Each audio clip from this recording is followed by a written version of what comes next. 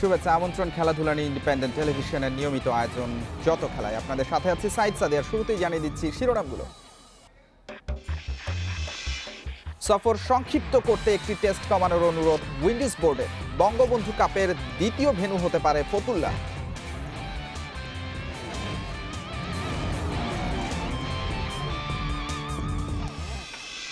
রিয়াদের পর করোনা আক্রান্ত মুমিনুলের বঙ্গবন্ধু কাপে খেলা নিয়ে সংশয়। ফিটনেস টেস্টে ব্যর্থ নাসির সোহাগ গাজী।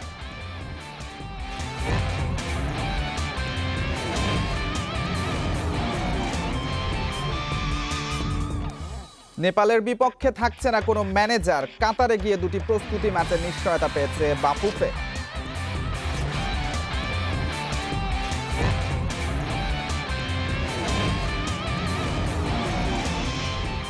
প্রিমিয়ার লিগ হকির ভাগ্য নির্ধারণ বৃহস্পতিবার। অংশ না নিলে বাইলজ অনুযায়ী সিদ্ধান্ত হতে পারে জরিমানা।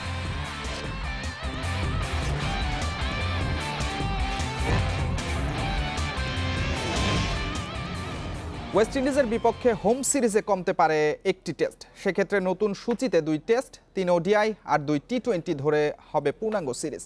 সফর সংক্ষিপ্ত করতে উইন্ডিজ বোর্ড থেকে অনুরোধ এসেছে, জানিয়েছেন বিসিবির প্রধান নির্বাহী নিজামুদ্দিন চৌধুরী। এদিকে মিরপুর স্টেডিয়ামের ওপর চাপ কমাতে বঙ্গবন্ধু টি-20 কাপের দ্বিতীয় ভেন্যু হতে পারে ফতুল্লা। দর্শক উপস্থিতি নিয়ে সিদ্ধান্তের জন্য সরকারের সাথে যোগাযোগ চলছে বিসিবির। জানুয়ারিতে ওয়েস্ট ইন্ডিজের বিপক্ষে হোম সিরিজ দিয়ে আন্তর্জাতিক ক্রিকেটে ফিরবে বাংলাদেশ। এফটিপি অনুযায়ী 3 টেস্ট, 3 ওডিআই ও 2 টি-20 পূর্ণাঙ্গ সিরিজ। কিন্তু করোনা পরিস্থিতিতে পূর্ণাঙ্গ সিরিজ মাঠে করানো চ্যালেঞ্জ 2 বোর্ডের। কারণ লম্বা সময় ক্রিকেটারদের বায়ুবাবলে রাখার ঝক্কি ঝামেলা কম নয়। তাই সূচিতে পরিবর্তন আনতে উইন্ডিজ বোর্ড থেকে এসেছে প্রস্তাব। ক্রিকেট ওয়েস্ট ইন্ডিজ থেকে একটা ভার্বাল একটা রিকোয়েস্ট এসছে যে যতটুকু সংক্ষিপ্ত সময়ের মধ্যে এবং যে বিষয়গুলো আমাদের মূল টার্গেট যেটা এফটিপিতে সেটাকে ফুলফিল করে যতটুকু সম্ভব অল্প সময়ের মধ্যে করার জন্য। তো সেটার ব্যাপারেও আমরা কাজ করছি, বাট এ ব্যাপারে কোনো চূড়ান্ত সিদ্ধান্ত এখনো হয়নি। উইন্ডিজ সিরিজের প্রস্তুতি হিসেবে প্রেসিডেন্টস কাপ, বঙ্গবন্ধু টি-20 কাপ আয়োজন করছে বিসিবি। সব টুর্নামেন্টের ভেন্যু হিসেবে বিসিবির একমাত্র ভরসা হোম ক্রিকেট। চলমান হাই পারফরমেন্স দলের কার্যক্রম চলছে শেরে বাংলায়। তাই উইকেটকে বিশ্রাম দিতে 20 ওভারের টুর্নামেন্টের দ্বিতীয় ভেন্যু হিসেবে ফতুল্লার নাম আসছে। এই মুহূর্তে আমাদের প্ল্যানিংটা মিরপুরকে ঘিরেই করা আছে এবং সেক্ষেত্রে ফিকচারে আমরা কিছুটা অ্যাডজাস্টমেন্ট বা কিছুটা বাড়তি সময়ের প্রয়োজন হবে, সেভাবেই আমরা প্ল্যান করছি। বৃহস্পতিবার বঙ্গবন্ধু টি-20 কাপের প্লেয়ার্স ড্রাফট। চোটের কারণে তালিকায় ছিলেন না মাশরাফি। তবে ড্রাফটের বাইরে থেকে টুর্নামেন্ট খেলার সুযোগ থাকছে টাইগারদের সফল অধিনায়কের। Saiful Majumdar, independent news.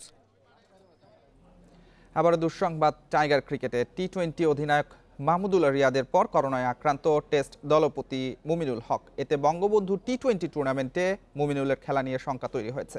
মুমিনুলের সাথে তার স্ত্রীও আক্রান্ত হয়েছেন করোনায়। কদিন আগেই বিসিবি প্রেসিডেন্টস কাপে খেলেছিলেন।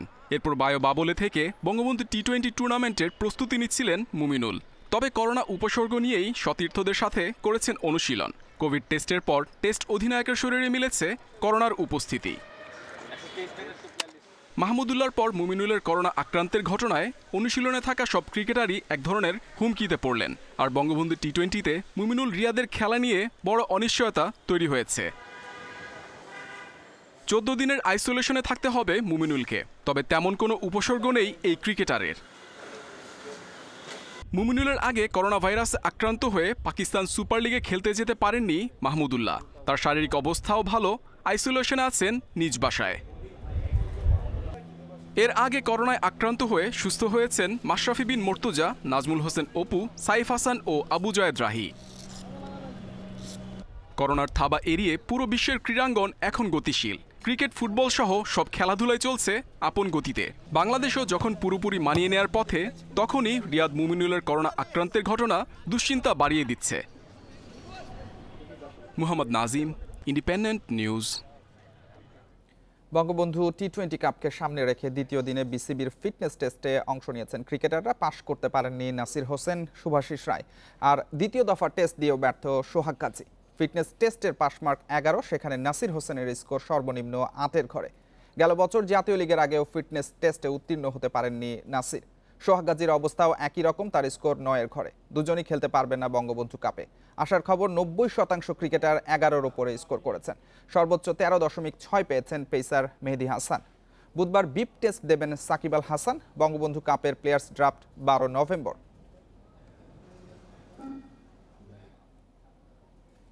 ঠিক 20 বছর আগে টেস্ট আঙ্গিনায় পা রেখেছিল বাংলাদেশ। 2000 সালের 10 নভেম্বর বঙ্গবন্ধু স্টেডিয়ামে অভিষেক টেস্টে ভারতের মুখোমুখি হয়েছিল টাইগাররা। তারপর থেকে বনেদি ক্রিকেটে 119টি ম্যাচ খেলে 89 হারের বিপরীতে জয় মাত্র 14টি, আর ড্র করেছে 16 ম্যাচ। 2 দশকের টেস্ট আঙ্গিনায় বাংলাদেশের গৌরবের থেকে যন্ত্রণার রেকর্ডই বেশি। টেস্ট ক্রিকেটে 2 দশক পূর্ণ হলো বাংলাদেশের। সাদা পোশাকের জার্নি খুব যে উজ্জ্বল ছিল টাইগারদের সেটা বলা যাবে না, তবে সুখ স্মৃতিও একেবারে কম নয়। যার শুরুটা হয়েছিল অভিষেক টেস্টে আমিনুল ইসলাম বুলবুলের সেঞ্চুরি দিয়ে।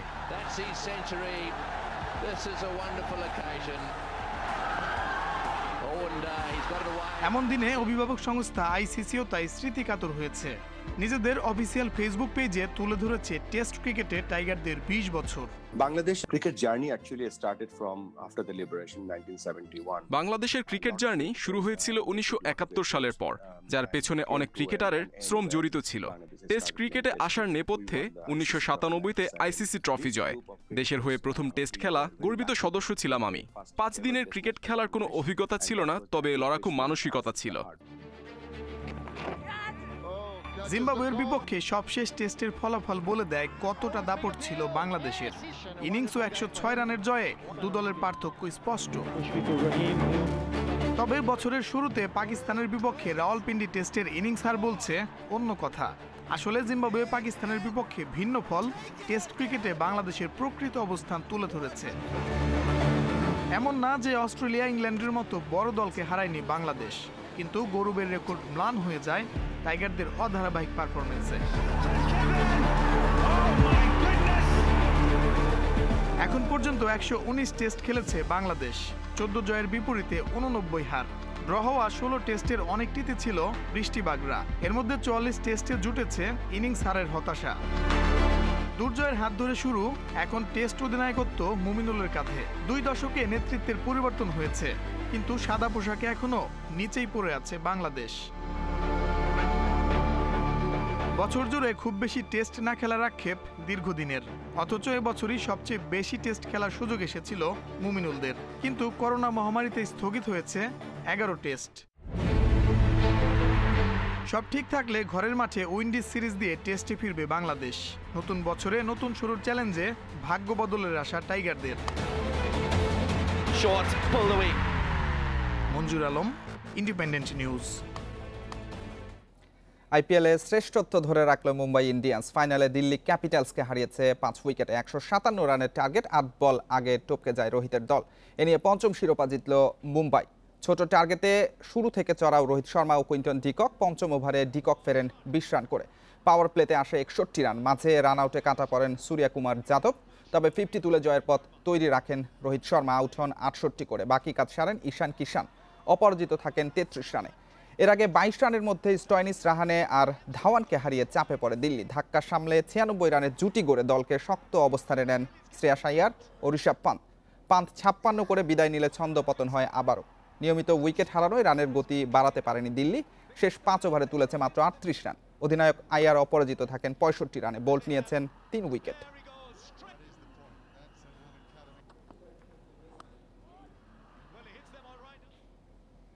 বিশ্বকাপ বাছাইয়ে কাতার ম্যাচের বিষয়ে এখনও ফিফার সিদ্ধান্তের অপেক্ষায় রয়েছে বাফুফে। তবে ডিসেম্বরে ম্যাচটি হবে তা ধরে নিয়েই সেখানে 2টি প্রস্তুতি ম্যাচের নিশ্চয়তা পেয়েছে বাংলাদেশ।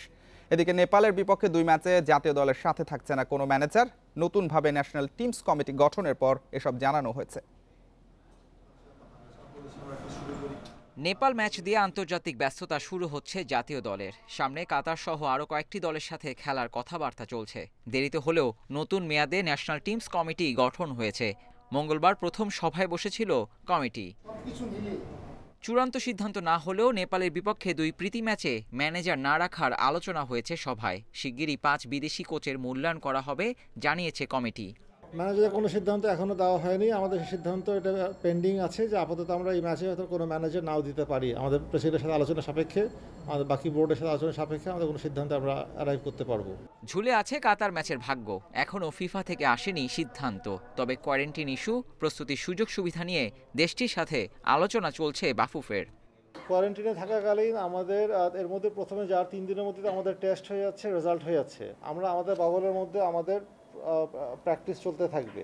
তার সাথে আলোচনা হয়েছে আমাদের 2টা প্র্যাকটিস ম্যাচ খেলার জন্য। এর মধ্যে কিন্তু তাদের 2টা ক্লাবের সাথে প্রথমে আমাদের একটা আলোচনা হয়েছিল, পরে এখন তারা রাজি হয়ে আছে 2টা ক্লাবের সাথে আমাদের 2টা প্র্যাকটিস ম্যাচ অ্যারেঞ্জ করার জন্য কাতারের সাথে খেলার আগে। প্রত্যাবর্তনের চ্যালেঞ্জে নেপাল ম্যাচে সাফল্যের খোঁজে বাফুফে। ধারাবাহিকতা থাকলে ভবিষ্যতে জাতীয় দলের সুযোগ সুবিধা বাড়াতে চায় national teams committee. Abidur Rahman, independent news, Dhaka. বৃহস্পতিবার লীগ কমিটির সভায় নির্ধারণ হবে প্রিমিয়ার লিগ হকির ভাগ্য। ক্লাবগুলোর দাবি লিগ পেছানোর। ক্যাসিনো কাণ্ডের পর দিলকুশা, ভিক্টোরিয়া সহ বেশ কয়েকটি ক্লাব এখনও খোলেনি।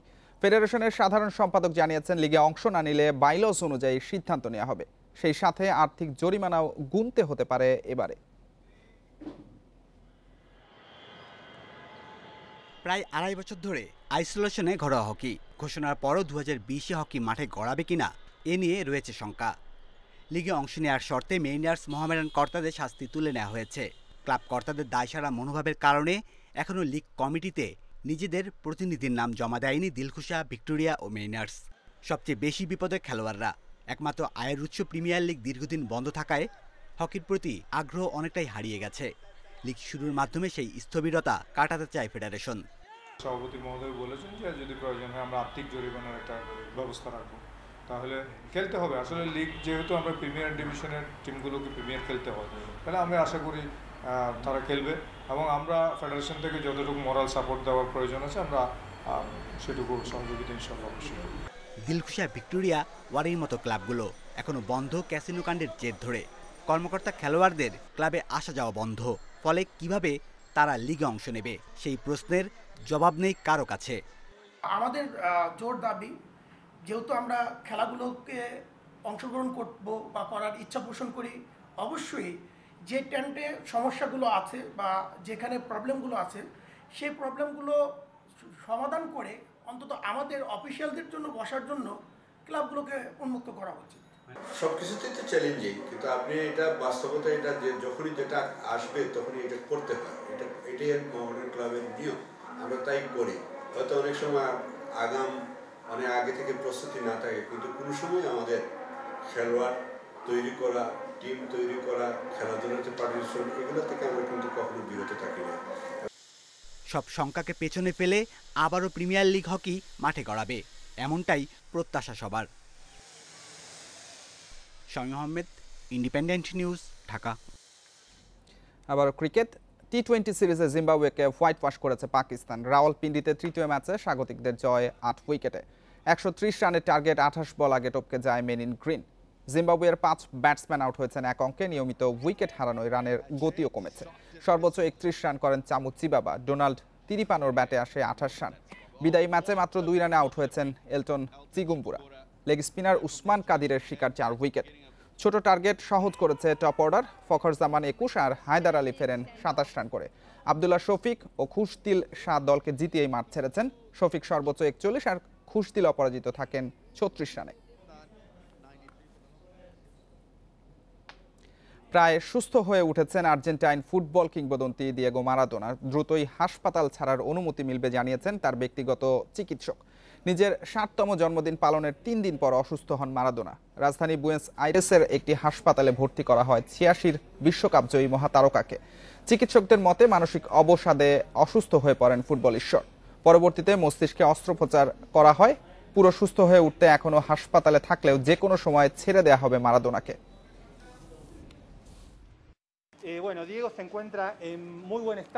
মারাদোনা দ্রুত সুস্থ হচ্ছে।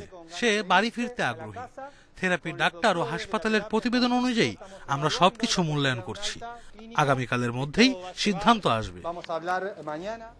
এই ছিল আজকের যত খেলা। ইন্ডিপেন্ডেন্ট টেলিভিশনের সব খবর আরো বিস্তারিত জানতে চোখ রাখুন ফেসবুক, ইউটিউব আর টুইটারে। ধন্যবাদ সাথে থাকার জন্য।